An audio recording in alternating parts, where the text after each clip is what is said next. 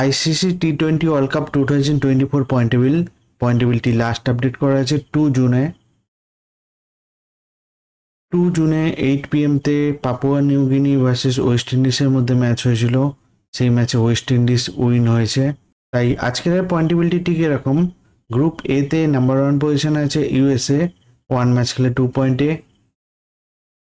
2 নম্বর আছে পাকিস্তান, 3 নম্বর আছে আয়ারল্যান্ড, 4 নম্বর আছে ইন্ডিয়া, 5 নম্বর আছে কানাডা।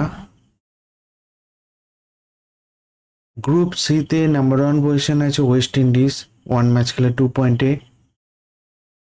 2 নম্বর আছে উজেন্ডা, 3 নম্বর আছে নিউজিল্যান্ড, 4 নম্বর আছে আফগানিস্তান, 5 নম্বর আছে পাপুয়া নিউ গিনি, 1 ম্যাচ খেলে 0 পয়েন্টে।